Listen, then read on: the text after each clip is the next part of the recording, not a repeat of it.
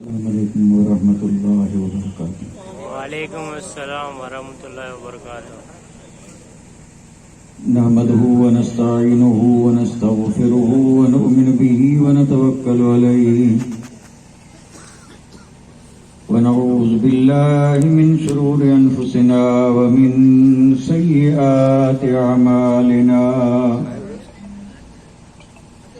من يهده الله فلا مضل له ومن يضلله فلا هادي له، ونشهد أن لا إله إلا الله وحده لا شريك له،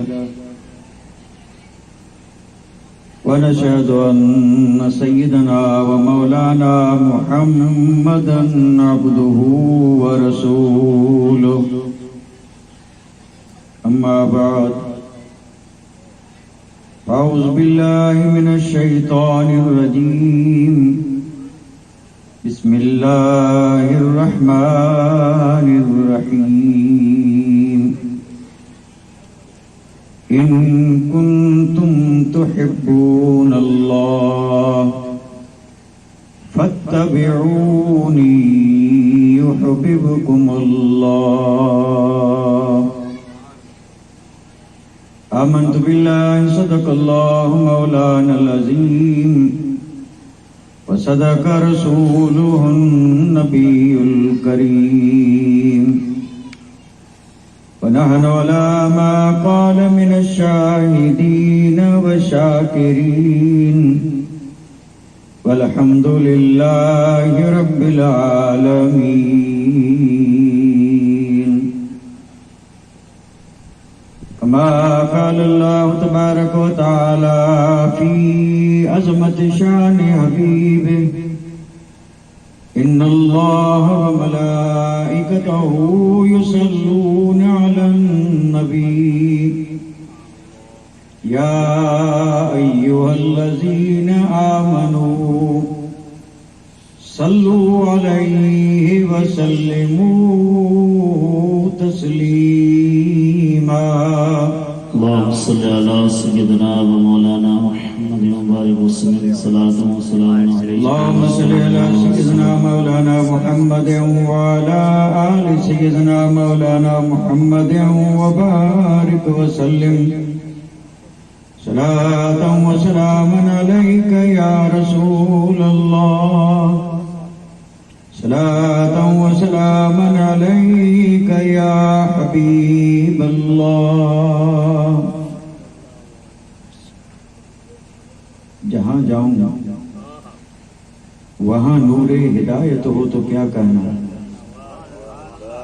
جہاں جاؤں وہاں نور ہدایت ہو تو کیا کہنا، اور تصور میں رخ پاک رسالت ہو تو کیا کہنا، تصور میں رخ پاک رسالت ہو تو کیا کہنا، اور گھٹا چھائی فضا ٹھنڈی ہوا ماہوے نوا سنجی، گھٹا چھائی فضا ٹھنڈی ہوا ماہوے نوا سنجی، اب ایسے میں اگر ان کی زیارت ہو تو کیا کہنا، اب ایسے میں اگر ان کی زیارت ہو تو کیا کہنا، تصور میں رخ پاک رسالت ہو تو کیا کہنا، اور وہی دل ہاں وہی یعنی اسیر کا کل مشکل، وہی دل ہاں وہی یعنی اسیر کا کل مشکل، میرے آقا تیرا دارالحکومت ہو تو کیا کہنا،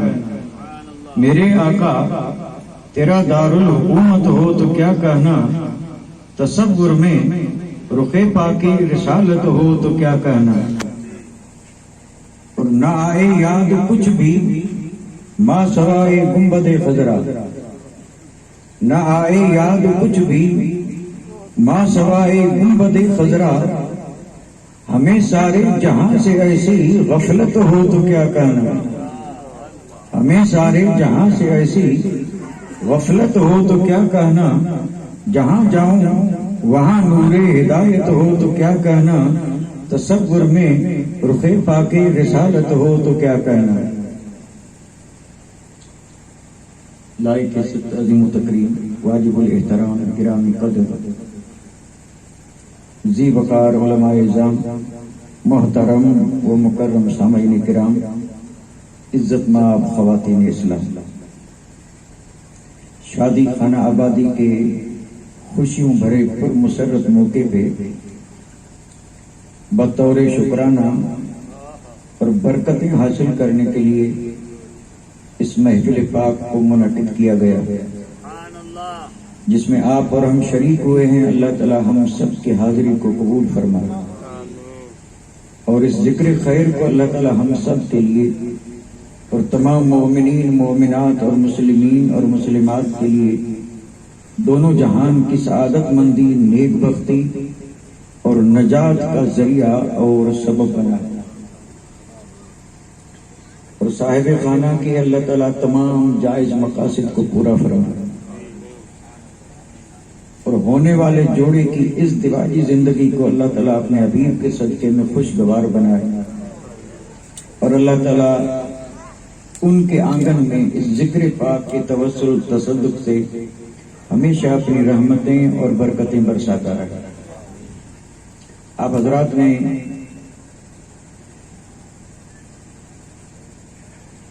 بہترین نعتیں سماعت فرمائی اور بڑے اختصار سے خطاب بھی سماعت فرمایا. مختصر سے وقت کے لیے میں آپ حضرات کی خدمت میں حاضر ہوا ہوں. چند معروضات اس امید پر عرض کرنے کے لیے کہ آپ اسے بغور سماعت فرمائیں اور کوشش کریں گے کہ اسے دل کی گہرائی میں جگہ دیں اور دعا مانگیں کہ اللہ تعالی ہم سب کو اس پر عمل کرنے کی توفیق رفیق عطا فرمائے. ویسے آیت مقدسہ جو میں نے پڑھی یہ حصول برکت کے لیے ہے اور اس کی تشریح یا تفسیر نہ کرتے ہوئے میں اسی آیت مقدسہ کے حوالے سے جو کچھ بھی عرض کروں گا وہ گویا کہ اسی آیت مقدسہ کا عطر ہے. لیکن اس سے پہلے ایک بنیادی بات عرض کرتا چلا موقع اور محل کے لحاظ سے، اور جسے سمجھنا بہت آسان ہے، بالکل آسان ہے، اور ذرا سا بھی غور فرمائیں گے تو میری یہ بات آسانی سے سمجھ میں آ جائے گی. دیکھیے شادی کا موقع ہے اور اس شادی کے موقع کو پوری دنیا انسانیت میں اس لفظ سے یاد کیا جاتا ہے کہ یہ خوشی کا موقع ہے. اللہ تعالیٰ خوشیوں میں اور اضافہ فرمائے. یعنی شادی یہ خوشی کا موقع ہے. اچھا ذرا سا بھی غور کریں تو یہ خوشی کا موقع تو ہے، لیکن اس میں کتنے لوگ خوش ہوتے ہیں. یعنی شادی تو ایک کی ہو رہی ہے، شادی ایک کی ہو رہی ہے، یا آپ یوں کہہ لیجیے دو کی ہو رہی ہے. دولہا اور دلہن شادی ان کی ہو رہی ہے، شادی ان کی ہو رہی ہے، لیکن خوش کتنے ہو رہے ہیں؟ تو آپ کہیں گے پورا قبیلہ خوش ہے، اور صرف قبیلہ ہی نہیں بلکہ دیکھیں تو دوست احباب سب خوش ہیں. گویا کہ ایک خوشی کی لہر ہے، جدھر دیکھے ادھر خوشی ہی خوشی ہے. سبحان اللہ، کیونکہ موقع خوشی کا. تو یہ سب خوش ہیں، اس میں تو بالکل عامیانہ لفظ بولتا ہوں، یعنی اس میں دو رائے نہیں، یعنی سب خوش ہیں اس میں، یعنی سب اس پہ متفق ہیں، سب کی رائے ایک ہے، سب خوش ہیں. لیکن سوال یہ قائم کرنا ہے، اور سوال قائم ہو سکتا کہ کیا سب برابر خوش ہیں یا خوشی میں فرق ہے؟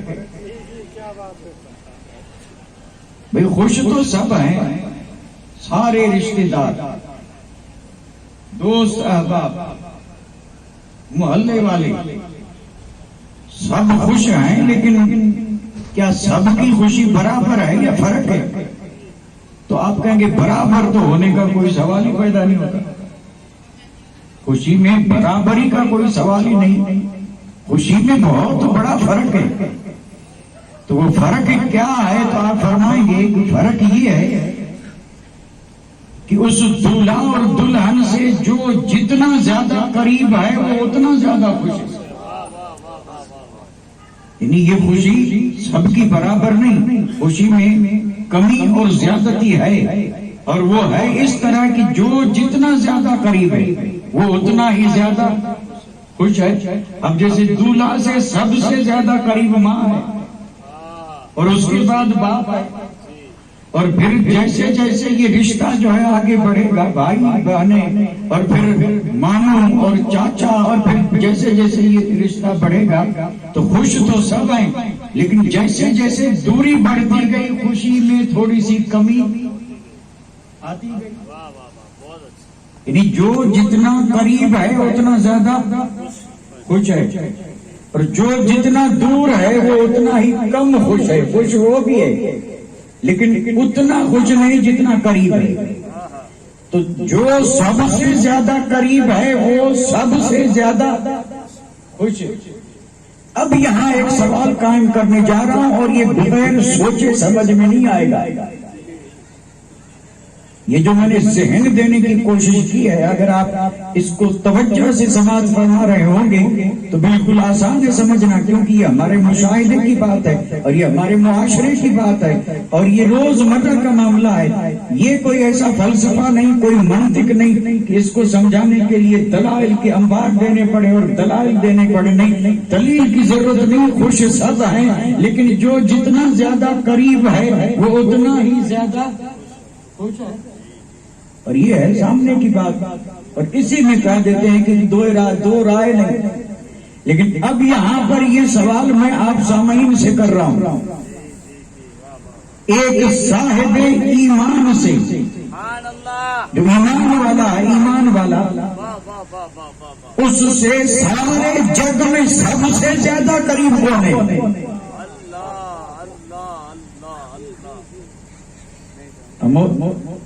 رات بہت بیت چکی ہے، کیا سمجھیں گے؟ 12 بج رہے ہیں۔ سوال میرا پھر سن لیں، آپ بھی غور کریں ذرا، اور میری پریشانی یہ ہے کہ میں شکایت کے طور پہ نہیں، مجبوری کے طور پہ عرض کرتا ہوں، ہر جگہ یہی حادثہ پیش آتا ہے، وہی روشنی اور اندھیری والا۔ اب کریں کیا بھئی؟ ہم آپ سے گفتگو کرنا چاہتے ہیں، آپ تو مجھے نظر ہی نہیں آ رہا ہے، اور ایک یہ تیز روشنی جو ہے اس نے اور اندھیرا پیدا کر دیا۔ آپ سب، میرے لیے آپ کا چہرہ بھی دیکھنا مشکل ہو چکا، آپ صرف بیٹھے ہیں، اتنا نظر آ رہا ہے کہ کوئی بیٹھا ہے، اب اس کا چہرہ کیسا ہے، آنکھ کھلی ہے یا بند ہے، مجھے اس کا کوئی علم نہیں، تو میں بات کس سے کروں، اور مجھے پتا کیسے چلے گا؟ آپ سمجھ رہے ہیں یا سن؟ کم از کم ایک بلب کو ادھر گھما دیں تو کام بن جائے، یعنی یہ روشنی والا ایک بلب ادھر ہو جائے تو سبحان اللہ، تو آ جائیں سب روشنی میں۔ نعرہ تکبیر، نعرہ رسالت، عظمت مصطفیٰ، جشن شادی کھانا آبادی، سبحان اللہ سبحان اللہ۔ تو بڑا اہم سوال میں نے پوچھا تھا آپ سے، یعنی جو جتنا زیادہ قریب ہے وہ اتنا زیادہ خوش ہے، تو سوال یہ تھا کہ بتائیے، ایک مومن صاحب ایمان خوش نصیب حضور کا غلام اور سارے جگ سے جدا شان رکھنے والا، اعلیٰ مقام اور مرتبہ رکھنے والا، مصطفیٰ جان رحمت کا امتی، اب تو سمجھنا اور آسان ہو جانا چاہیے، یعنی مومن سے سب سے زیادہ قریب کون ہے؟ اس کا جواب میں نہیں بلکہ قرآن سے پوچھیں، اور میں یقین سے کہہ سکتا ہوں کہ آپ جواب تک پہنچ گئے۔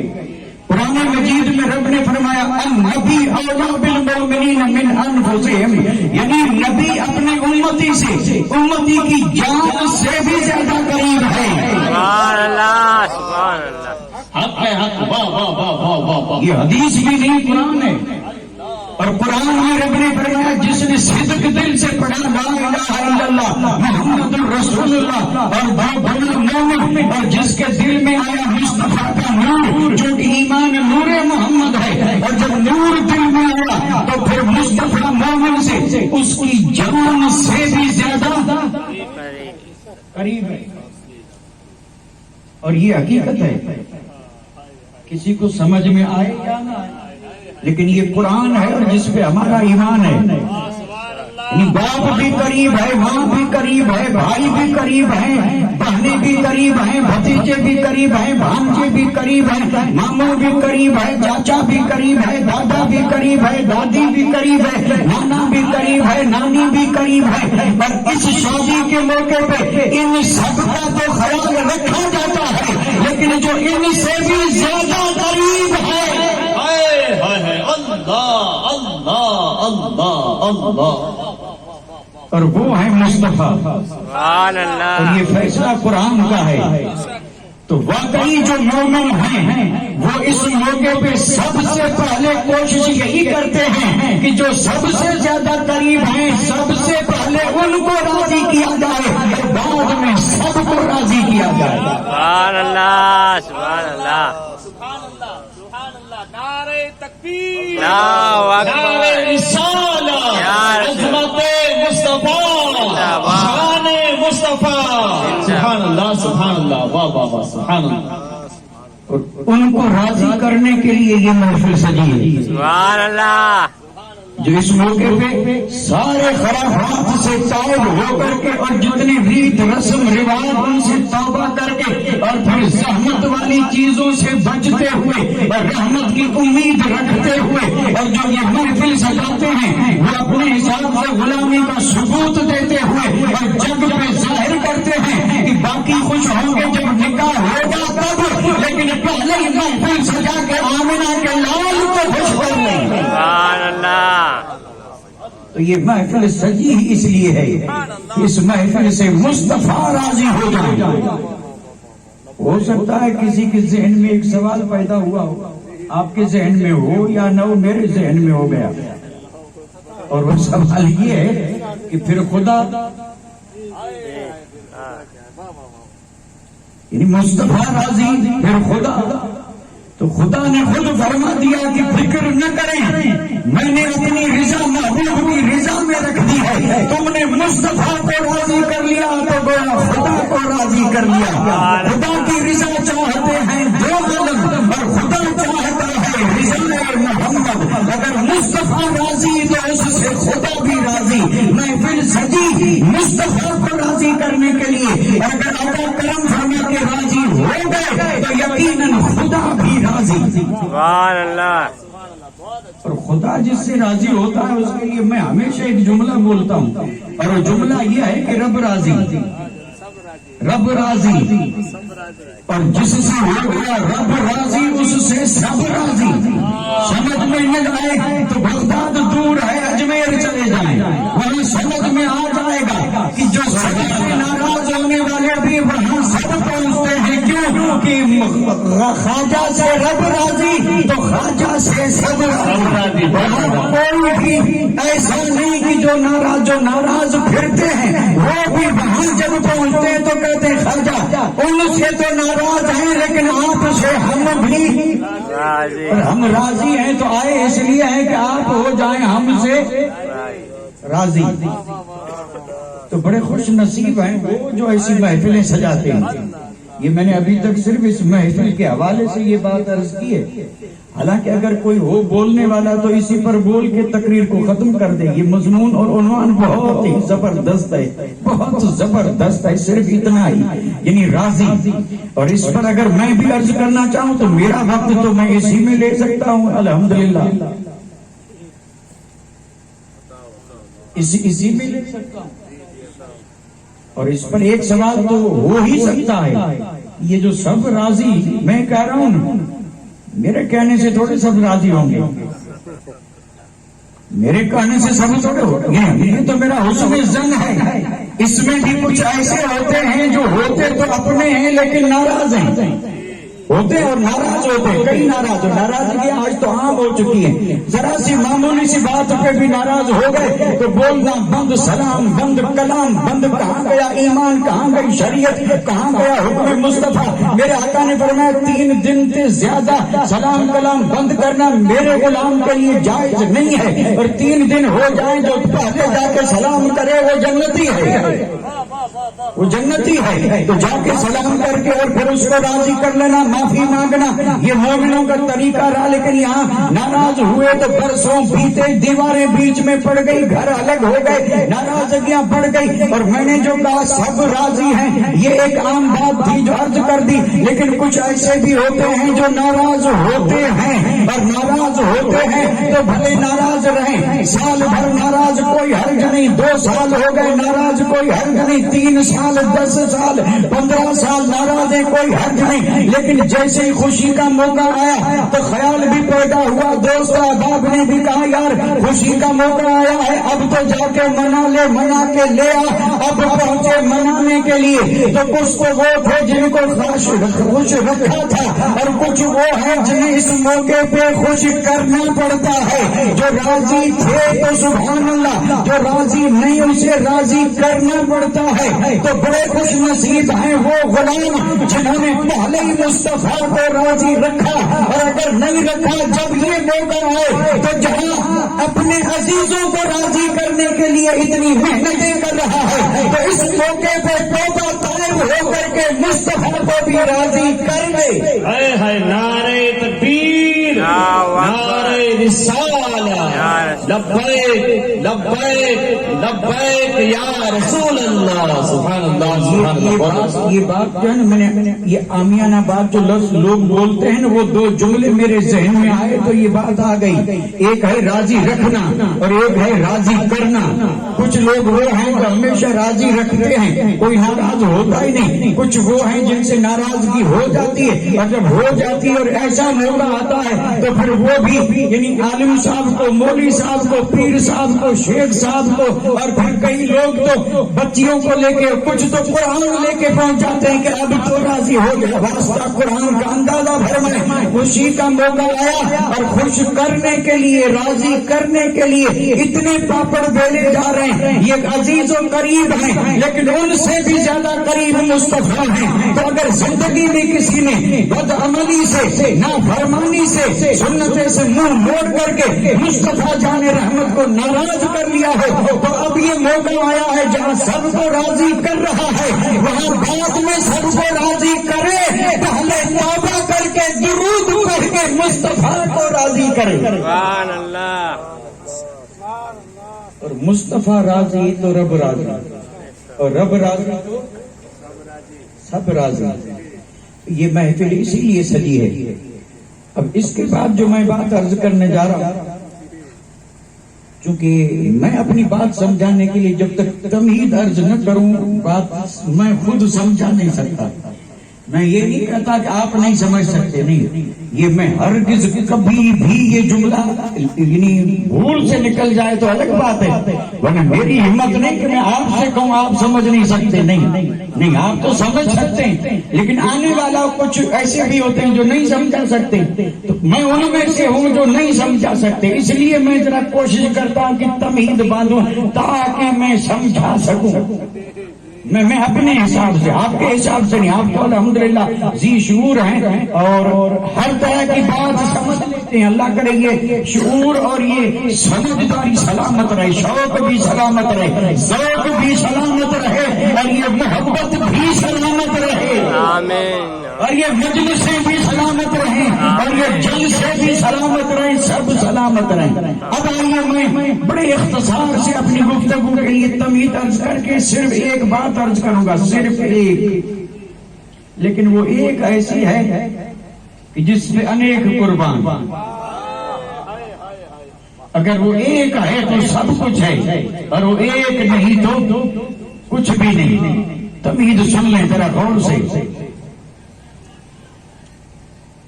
تمہید بھی ہے اور تقریر بھی ہے، دونوں ہیں ساتھ میں۔ اب دونوں کو ساتھ میں لے رہا ہوں۔ اگر میں آپ حضرات سے پوچھوں، میں باتیں بالکل آپ کی ہی کر رہا ہوں، آپ کی باتیں، یعنی جو ہر آدمی سمجھ سکے. ہم جس کو کہتے ہیں چیز، شے، وستو، جو بھی کہیں آپ، کوئی بھی چیز، لیکن ہونی چاہیے مفید. کوئی بھی چیز ہونی چاہیے مفید. اب کسی بھی چیز کو لے لیں، یعنی اس کو سامنے رکھ کر کے اسی پہ آپ ریسرچ کریں، اسی پہ سوچیں. جب آپ کسی بھی چیز کو لیں گے تو سب سے پہلے جو بات آپ کی سمجھ میں آئے گی وہ یہ کہ چیز اسی کو کہتے ہیں جو کہ کئی چیزوں کا مجموعہ ہوتی ہے.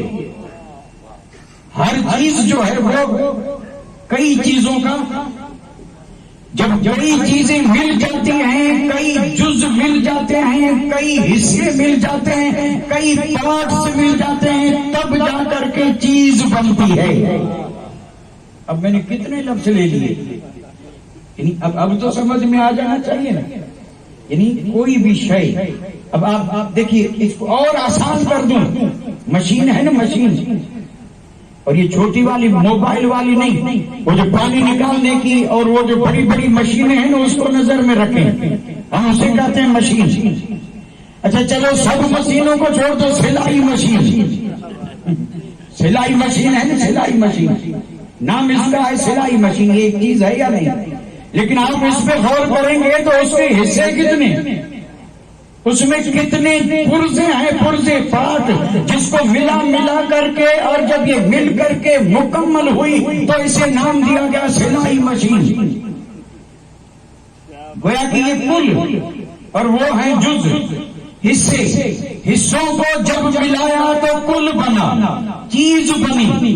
اور ان چیز کے ان حصوں کو الگ الگ کر دیں تو پھر نام نہیں بدل جائے، پھر نام کوئی دوسرا پڑ جائے. سب کو ملا لیں تو نام ایک بنتا ہے، ایک. تو چیز میں جتنے بھی پارٹس یا جتنے بھی حصے ہیں ان سارے حصوں کو ملایا تو چیز بنی. لیکن ان سارے حصوں میں، ان سارے پرزوں میں، ان ساری کل میں ایک ہی پرزا ایسا ہوتا ہے کہ جس ایک پرزے پہ ساری مشین کا دار و مدار ہے. ایک پرزا الگ کر دو، مشین بیکار، کچھ بھی نہیں، سارے پرزے بیکار. ایک پرزا ہے جس پرزے پہ ساری مشین کا مدار ہے. پرزا ہے تو مشین چل رہی ہے، کام بھی ہو رہا ہے، اور وہ پرزا الگ ہو جائے تو پھر یہ ہے بیکار. تو ہر چیز میں ایک چیز ایسی ہوتی ہے جس پہ ہوتا ہے مدار، وہ ہے تو سب ہے، اور وہ نہیں تو کچھ بھی نہیں. حالانکہ حصے سب موجود ہیں، یعنی وہ پرزے، پارٹس سب موجود ہیں.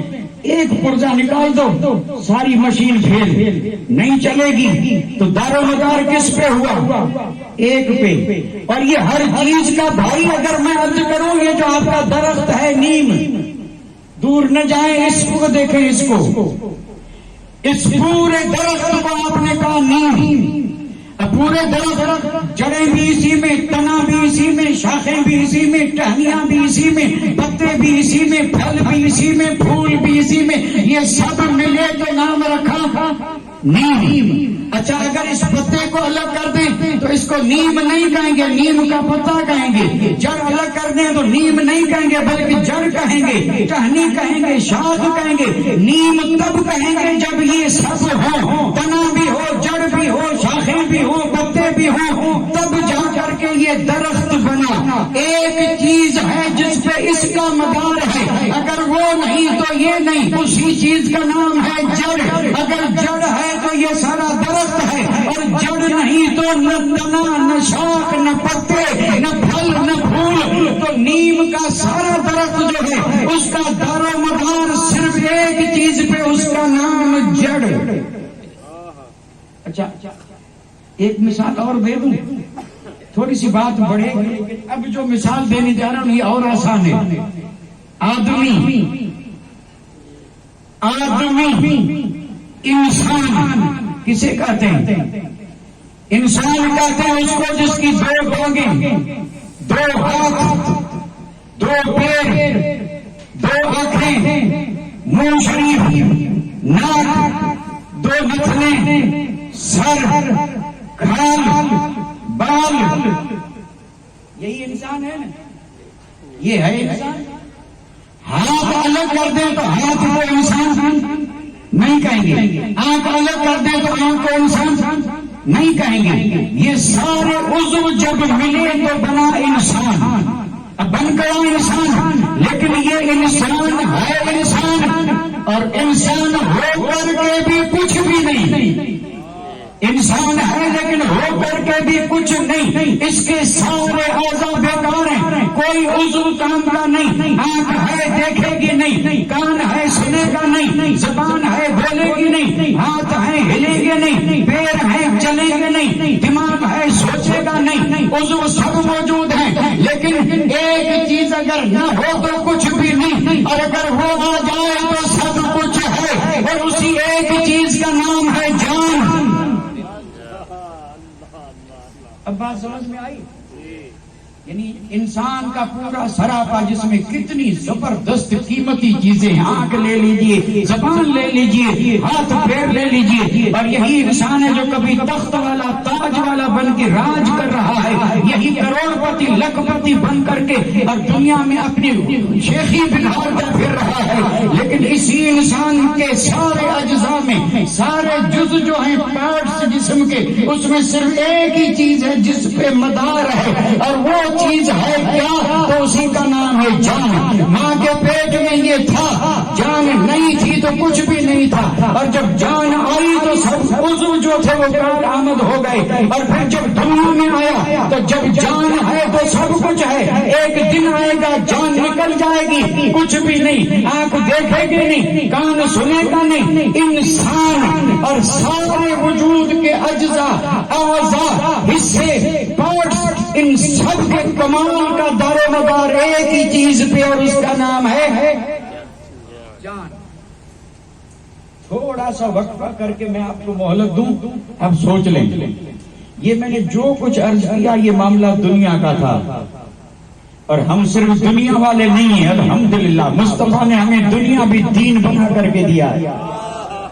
ہمارے لیے دنیا ہے ہی نہیں، میرے آقا نے دنیا کو دین بنا دیا. فرمایا میرے طریقے پہ چلو، دنیا کا کوئی بھی کام دنیا نہیں دین بن جائے گا. کھاؤ میرے طریقے پہ کھانا دین، سو جاؤ میرے طریقے پہ سونا دین، شادی کرو میرے طریقے پہ تو شادی بن جائے دین، راج کرو مصطفیٰ کے طریقے پہ راج بن جائے دین، کھاؤ مصطفیٰ کے طریقے پہ کھانا بن جائے دین، پہنو مصطفیٰ کے طریقے پہ پہننا بن جائے دین، تجارت کرو مصطفیٰ کے طریقے پہ تجارت بن جائے دین. اور دین وہ ہے جو خدا کو پسند ہے، اور دین وہ ہے جس پہ خدا ثواب دیتا ہے. سبحان اللہ. نعرہ تکبیر، نعرہ رسالت، عظمت مصطفیٰ، شان مصطفیٰ.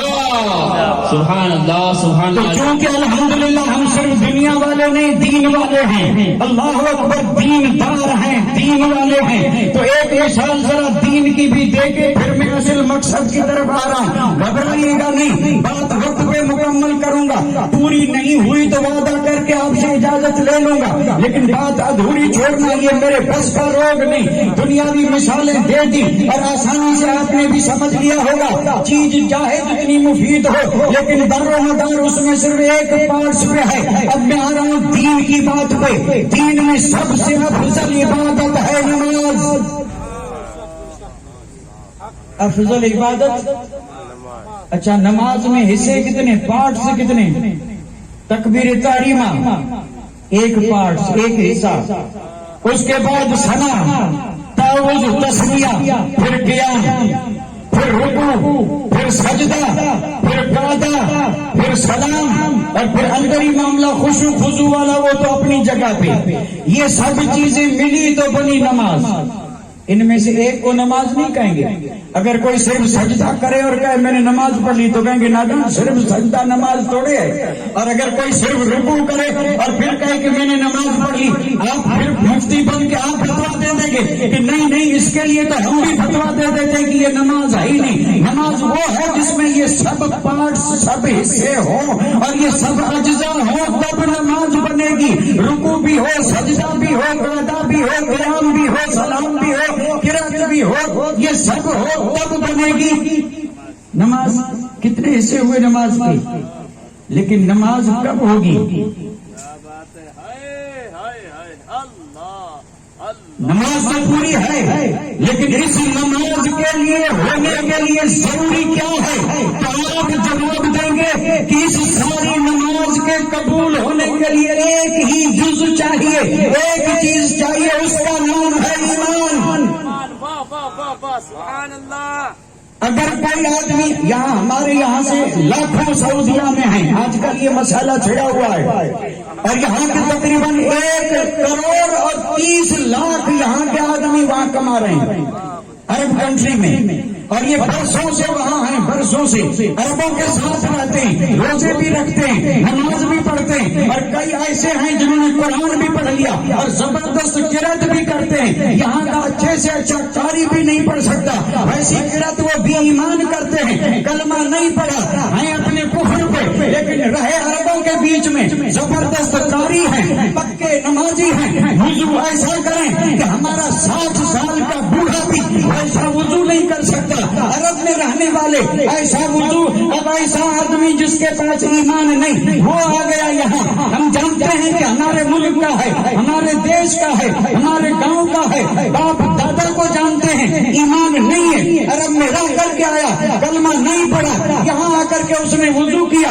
وضو کر کے منہ کعبۃ اللہ کی طرف کیا، تکبیر تحریمہ کہی، مکمل نماز پڑھی، سری تھی تو سری، جہری تھی تو جہری، نماز ایسی پڑھی کہ واہ واہ، اس نے پڑھ کر کے سلام پھیرا۔ آپ کسی بھی بچے کو پوچھ لیں کہ نماز ہوئی تو وہ کہے گا نہیں ہوئی۔ بھائی ہوئی کیوں نہیں؟ کتنی اچھی پڑھی، وضو بھی اچھا کیا، قرأت بھی اچھی پڑھی، رکوع بھی کیا، سجدہ بھی کیا، سلام بھی پھیرا، قرأت بھی پڑھی، پھر بھی نہیں ہوئی تو وہ کہے گا ہوئی اس لیے نہیں کہ اس میں جو چیز شرط تھی اور جو ایک چیز ہونی چاہیے تھی وہ نہیں ہے، اور وہ ہے ایمان۔ اگر ایمان ہوتا تو ہو جاتی، اور ایمان نہیں ہے اس لیے نہیں ہوئی۔ اللہ اللہ، بہت اچھے، بہت اچھے حضرت، ماشاء اللہ ماشاء اللہ، بہت اچھے۔ پوری نماز مکمل صحیح پڑھی، ایمان ہے تو، اور ایمان نہیں ہے تو نہیں ہوئی۔ تو پتہ چلا نماز کے لیے ایک چیز ضروری ہے، اور وہ ہے ایمان۔ ایمان ہے تو ہوئی، اور ایمان نہیں ہے تو نہیں۔ تو پتہ کیا چلا کہ یہ ہر چیز کے لیے جو ایک چیز ضروری ہے اسی کا نام جان ہے۔ آدمی کا سراپا جو ہے یہ مکمل ہے، لیکن مدار جان پہ ہے۔ نماز پوری پڑھ لی لیکن مدار جان پہ ہے۔ نماز کی جان ہے ایمان۔ ہائے ہائے ہائے، اب کیا بات ہے، واہ واہ واہ، کیا نکتہ ہے، کیا بات نماز کی جان ہے۔ ایمان۔ ذرا سنبھل کر کے مجھے جواب دیں کہ نماز کی جان ایمان، روزے کی جان ایمان، حج کی جان ایمان، زکوٰۃ کی جان ایمان، صدقہ و خیرات کی جان ایمان، سارے اعمال صالحہ کی جان ایمان۔ تو کیا یہ سوال قائم نہیں ہو سکتا کہ پھر بتائیں اس ایمان کی جان کیا ہے؟ اس ایمان کی بھی کوئی جان تو ہوگی نا، تب تو یہ ایمان ایمان بنے گا۔ جیسے بغیر جان کے نماز نماز نہیں بنی، بغیر جان کے انسان انسان نہیں بنا، بغیر جان کے نیم نہیں بنا، بغیر جان کے مشین نہیں بنی۔ ایک چیز تھی جو ہر جگہ جان کا کام کر رہی تھی۔ تو بتائیے ایمان عظیم چیز ہے، ایمان جیسی کوئی دولت نہیں ہے۔ ایمان وہ ہے جو نبی لے کے آئے، ایمان وہ ہے جو جنت میں لے کے جائے گا، ایمان وہ ہے جو سب سے جدا شان دیتا ہے۔ تو اس کی بھی کوئی جان ضرور ہوگی۔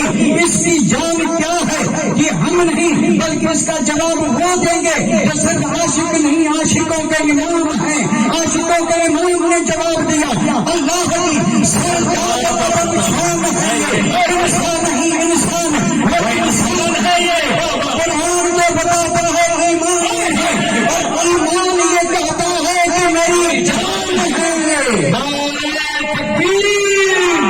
نعرہ رسالہ، عظمت مصطفیٰ، عظمت مصطفیٰ۔ سبحان اللہ سبحان اللہ، بہت اچھا۔ یہ ضرورت تو نہیں تھی لیکن بلا ضرورت میں نے بھیجا زور کر دیا، یعنی بلا ضرورت اور بھیجا جوش۔ حقیقت یہ ہے، حقیقت یہ ہے، ایمان جو ہے نا، ایمان یہ ساری عبادتوں کی جان ہے. ایمان نہیں تو کوئی عبادت نہیں، اور خود ایمان کی جان ہے مصطفیٰ جان رحمت. سبحان اللہ. ذات پاک مصطفیٰ، محبت مصطفیٰ، یہ خود ایمان کی جان ہے. اگر سچی محبت ہے تو ایمان ہے، ایمان ہے تو نماز ہے، ایمان ہے تو زکات ہے، ایمان ہے تو جلسے ہیں، ایمان ہے تو جلوس ہیں، ایمان ہے تو تذکرے ہیں، ایمان ہے تو نعتیں ہیں. یہ سارا کا سارا دین کا جو یہ خزانہ ہے، اس پورے کا مدار کس پہ ہے؟ ایمان پہ. اور ایمان کی جان مصطفیٰ. اور اعلیٰ حضرت عظیم البرکت نے خود فیصلہ نہیں کیا. اللہ اکبر. کمال تو دیکھیں آپ نے بند میں کیا فرمایا. حضور کی شان پہلے بیان کی، اور یہ شان وہ ہے جو ہر ایک کو سمجھ میں بھی نہیں آئے گی. حضور ہیں کیا؟ تو اعلیٰ حضرت نے فرمایا سر سے لے کے پاؤں تک مصطفیٰ خدا کی شان ہے. اللہ کی سر تا قدم شان ہے. یہ انسان نہیں، انسان وہ انسان ہے. یہ قرآن تو بتاتا ہے ایمان میں، یعنی قرآن نے یہ کہا کہ یہ ایمان ہے. مصطفیٰ کو قرآن نے کہا یہ ایمان ہے. قرآن کا فیصلہ سن کے ایمان پکار اٹھا. ایمان نے کہا بلکہ ایمان نہیں، ایمان کی جان ہے یہ. اس لیے عاشقوں کے امام جھوم اٹھے ایک دوسری جگہ پہ فرماتے ہیں جان ہے عشق مصطفیٰ، جان ہے عشق مصطفیٰ. روز فضول کرے خدا جسے ہو درد کا مزہ، وہ نازے دبائے پائے کیوں. تو نتیجہ کیا نکلا؟ نتیجہ یہ نکلا کہ جان ہے مصطفیٰ کا عشق، محبت، اور اسی محبت کا نام ہے ایمان. اسی محبت کا نام ہے ایمان. اور ظاہر بات ہے جب کسی سے محبت ہو جاتی ہے تو پھر ایک سے نہیں ہوتی، بلکہ جس سے محبت ہوئی، جسے محبوب بنایا، اب محبوب کی ذات سے جو نسبت رکھے وہ بھی. بہت اچھے، بہت اچھے. سبحان اللہ، سبحان اللہ. آپ سن گئے میری بات؟ جاگ رہے ہیں کیا آپ سامعین؟ میری بات سن رہے ہیں؟ سبحان اللہ، سبحان اللہ. واہ واہ واہ واہ. سبحان اللہ، سبحان اللہ. نعرہ تکبیر. دونوں ہاتھوں کو فضا میں لہرا کے جواب دیں نعرہ رسالت، تاجدار ختم نبوت. سبحان اللہ، سبحان اللہ. بھائی میں یہ جو جوش کر رہا ہوں وہ صرف جگانے کے لیے کر رہا ہوں، تاکہ سو نہ جائیں. اس لیے جو ہے نا جوش کی ضرورت نہیں. میری گفتگو جو ہے نا اس کے لیے ہوش کی ضرورت ہے، ہوش کی. یعنی آپ کو جس سے بھی محبت ہوگی نا، اللہ کرے ہو اور سچی ہو. محبتوں پہ تو دنیا قائم ہے، محبت سے تو جنت ملے گی، محبت ہی سے تو ایمان ہے. یہ سارا کا سارا معاملہ محبت کا ہے. رب کو جب محبت ہوئی مصطفیٰ سے تو رب نے جنگ بنایا. یہ محبت ہی سے تو سب بنا ہے. تو محبت ہی ہے، اللہ کرے سلامت رہے. محبت جس سے بھی ہوگی اس کی ہر چیز پسند ہوگی. حد تو یہ ہے کہ اس کا عیب بھی ہنر نظر آئے گا. اگر محبت ہے نا تو اس کی بدصورتی بھی خوبصورت ہی نظر آئے گی. ہاں بالکل، محبت چیز ہی ایسی ہے. یہ محبت عیبوں کو جھپا دیتی ہے اور پھر عیب بھی خوبی نظر آتا ہے. اور میں بھی سمجھتا ہے کہ لوگ ایسی ہی باتیں کر رہے ہیں، میرے محبوب جیسا کوئی نہیں. یہ محبت ہے جو کہلوا رہی ہے. یہ محبت ہے کہ ہونی بھائی ہمیں نہ ہوئی ہے نہ سمجھیں گے. میں تو یہ کہتا ہوں کسی کو محبت ہوئی نہیں. اور یہ جو محبت کی باتیں کرتے ہیں یہ مطلب کی محبت ہے. جب تک مطلب ہے تو محبت ہے، مطلب نکل گیا تو محبت نہیں. مطلب والی محبت نہیں ہوتی اور محبت کی بھی نہیں جاتی، محبت ہو جاتی ہے. محبت ایسی نہیں کہ سمجھائی جائے، یہ سمجھانے سے سمجھ میں آتی نہیں، اور یہ خود ہو جاتی ہے تب سمجھ میں آتی ہے کہ محبت کسے کہتے ہیں. اللہ توفیق دے ہمیں اپنے آقا سے محبت ہو جائے، کسی سے ہو یا نہ ہو، لیکن جس سے محبت ہو جاتی ہے پھر اس کی ہر چیز محبوب ہو جاتی ہے. ایمان والے کو مصطفیٰ پیارے ہیں تو مصطفیٰ کا وطن بھی، مصطفیٰ کا شہر بھی، مصطفیٰ کی آل بھی، مصطفیٰ کا دین بھی پیارے ہے نہیں.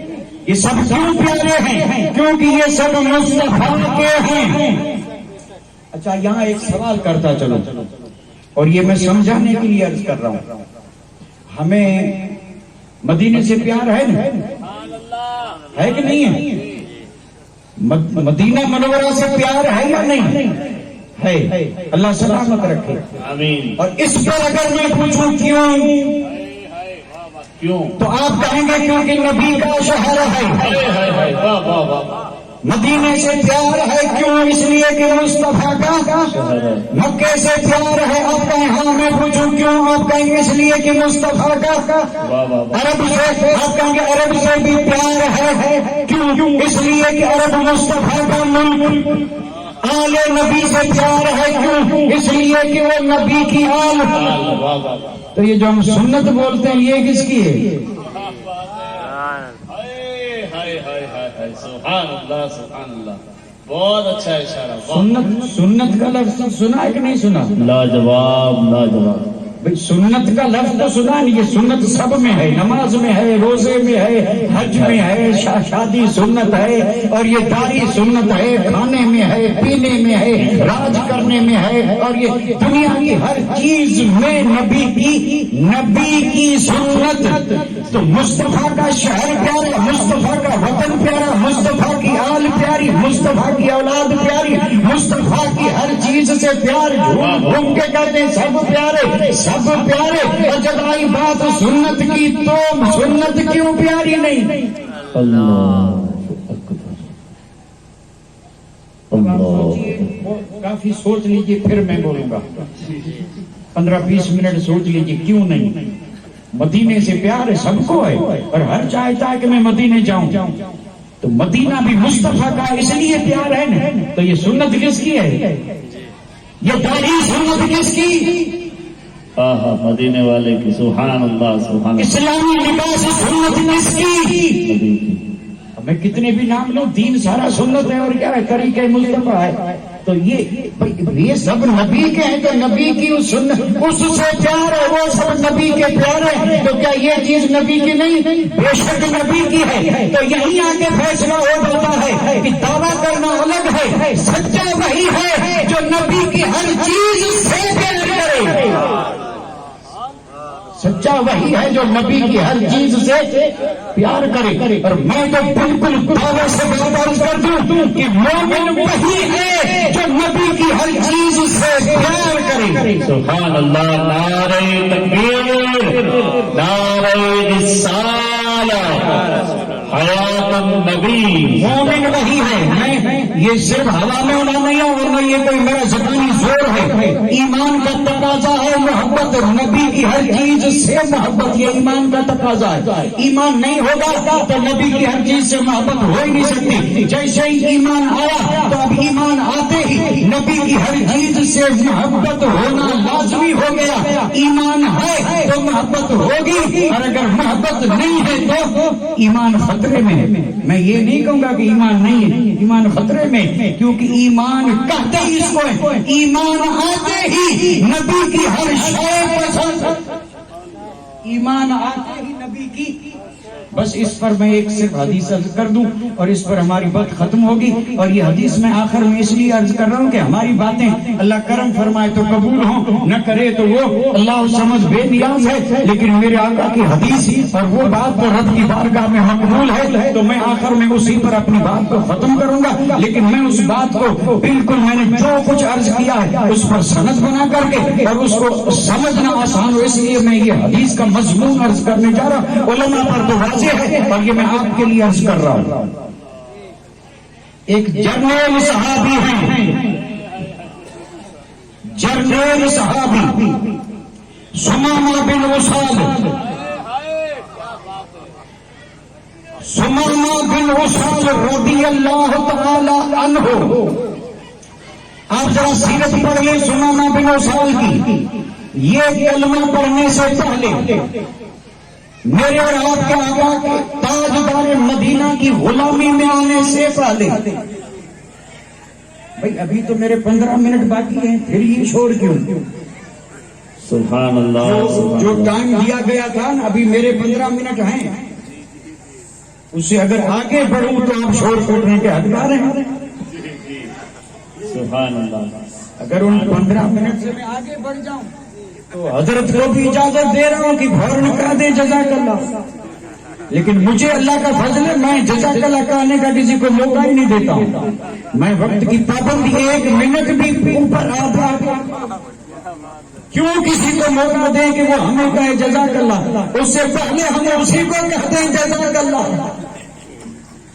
سمانا بن اسال کلمہ پڑھنے سے پہلے یمامہ کے سردار ہیں، پورے یمامہ کے حاکم ہیں، جس کو کہا جائے گورنر، بادشاہ، اور بڑے روب دبدبے والے. حسن بھی تھا، جلال بھی تھا، جمال بھی تھا، خوبی بھی تھی، رعیت بھی تھی، مال بھی تھا. اور ان سب چیزوں کے ساتھ وہ میرے اور آپ کے آقا کا، صحابہ کا جانی دشمن سمامہ بن اسال، مصطفیٰ کا دین و ایمان کا جانی دشمن. پہلے تو اس نے یہ ارادہ کیا تھا کہ محمد کو قتل کر دوں، لیکن اس کے چچا نے سمجھایا کہ نہیں ایسا مت کر، تو پھر صحابہ کو ستانا شروع کر دیا. سن 6 ہجری کے بعد میرے آقا نے دعوت نامہ بھیجا، وہ جو بادشاہوں کو مصطفیٰ نے دعوت دی تھی، اور یہ نامے لے کر کے اور نامہ بھر جب گئے تھے تو سمامہ کے پاس بھی گئے تھے. اس نے اس کی کوئی پرواہ نہیں کی. اس کے دماغ میں وہی غرور تھا، تکبر تھا، بادشاہی اور عمارت والا، یعنی جواب بھی نہیں دیا، بے ادبی کی. اور پھر وہ اسی کوشش میں لگا رہتا تھا کہ اسلام اور بانی اسلام کو تکلیف پہنچاؤں. اور ادھر میرے آقا نے صحابہ کرام کو مطلع فرما دیا تھا کہ یہ شخص اس شان کا اور اس کے ارادے یہ ہیں. اب اتفاق دیکھیں، یہی سمامہ بن اسال یمامہ سے چلا جا رہا ہے عمرہ کرنے، مدینہ منورہ کے نوا اور گرد و نواح سے گزرا. اچانک صحابہ کرام کی ایک ٹکڑی وہاں پر موجود تھی، اور جب اسے جاتے دیکھا تو چونکہ یہ جا رہا تھا عمرے کے لیے، اسے خدشہ بھی نہیں تھا کہ کوئی مقابلہ ہوگا. عمرہ عبادت ہے اور اس میں جنگ نہیں کی جاتی. عمرہ پہلے بھی ہوتا رہا، حج پہلے بھی ہوتا رہا. اس نے کلمہ نہیں پڑھا تھا. مشرکین مکہ بھی عمرہ کرتے تھے، اہل عرب بھی عمرہ کرتے تھے. سمامہ بن اسال بھی جا رہا تھا عمرے کے لیے. صحابہ کی ایک ٹکڑی کی نظر پڑی، آگے بڑھ کر کے گرفتار کر لیا. اب یہ یمامہ کا حاکم گرفتار ہو گیا. صحابہ کرام نے کیا کیا؟ لے آئے، شہر مدینہ میں لا کر کے مسجد نبوی کے ستون سے باندھا. کیونکہ اس وقت کوئی جیل تو بنی نہیں تھی. اسلام کے سارے احکام مسجد نبوی میں طے ہوتے تھے، یہاں تک کہ نکاح بھی مسجد نبوی میں پڑھے جاتے تھے. اس لیے آج بھی سنت یہ ہے کہ نکاح گھروں میں نہیں، نکاح مسجد میں پڑھے جائیں، تاکہ جس کی نکاح مسجد میں ہوگی اس کی اولاد نمازی ہی ہوگی. سبحان اللہ. صحابہ نے لا کے باندھ دیا. حاکم وقت، ملک کا بادشاہ، مسجد نبوی میں صحابہ نے باندھا. میرے آقا جب اپنے حجرے سے نکلے، نظر پڑی تو آپ نے صحابہ کرام سے پوچھا، دیوانہ جس کو باندھا ہے پہچانتے بھی ہو کون ہے؟ جس کو باندھ رکھا ہے پہچانتے بھی ہے کون؟ صحابہ نے کہا، اللہ و رسول عالم فدا کا ابھی یا امی یا رسول اللہ، ماں باپ کو بابا ہم نے پہچانا نہیں، جا رہا تھا پکڑ کے اور باندھ دیا. آپ نے فرمایا یہ یمامہ کا حاکم سمامہ بن اسال ہے. تب صحابہ کو پتا چلا کتنے بڑے کو پکڑا ہے، کتنے بڑے کو پکڑا ہے. اب باندھ کو دیا. اللہ اکبر. حدیث اٹھا کے دیکھیں اور اوپر کی حدیثیں نہیں، مشکلات میں ہوگی. یہ میں خوش فہمی میں کہہ رہا ہوں، ہوگی کیا مشکات ہے نا جی.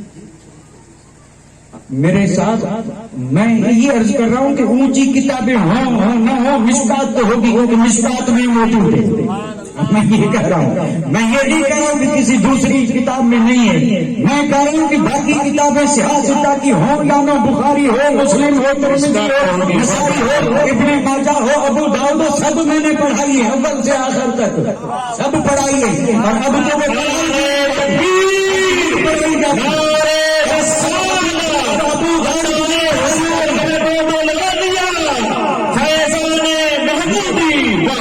اب ابو داؤد نہیں پڑھائی جاتی، نسائی نہیں پڑھائی جاتی، ابن ماجہ نہیں پڑھائی جاتی، بخاری، مسلم، ترمذی، مشکات اور موضع امام محمد، صرف یہی، اور اس میں بھی اب کمی آ رہی ہے۔ یہ ساری کتابیں محمود شاہ جیلانی کے فیض سے ہم نے خود پڑھی بھی ہے اور پڑھائی بھی ہے۔ سبحان اللہ، سبحان اللہ۔ میں یہ سبحان اللہ، سبحان یہ نہیں کہتا اوپر کی کتابوں میں نہیں ہے، میں تو آپ کے لیے حسن ظن رکھتا ہوں کہ بڑی بڑی نہ ہو، مشکات تو مومنوں کے گھر میں ہوگی، ہو نہ ہو یہ ہماری کمزوری ہے، اس لیے میں یہ نام رہا تھا کہ یہ اگر کوئی اور نہ ہو تو مشکات تو ہوگی آپ کے پاس، نہیں تو عالموں کے پاس ہوگی۔ مشکات میں جا کے یہ حدیث پڑھ لیں جو میں حدیث عرض کر رہا ہوں، حوالے سے عرض کر رہا ہوں، اور میں حدیث پڑھوں تو انشاءاللہ اول سے آخر تک پڑھ لوں۔ نعرہ تکبیر، نعرہ رسالت۔ اس میں سے جو اپنا مقصد ہے میں وہی عرض کر رہا ہوں۔ صحابہ نے باندھ دیا، میرے آقا نے فرمایا یہ سنانا ہے، مسجد نبوی سے بندھے ہیں۔ صبح کا وقت ہوا، اللہ اکبر، مصطفیٰ حجرے سے نکلے، قدم بڑھے سمانا کی طرف، قریب آ کر کے کہا سمانا کیسے ہو؟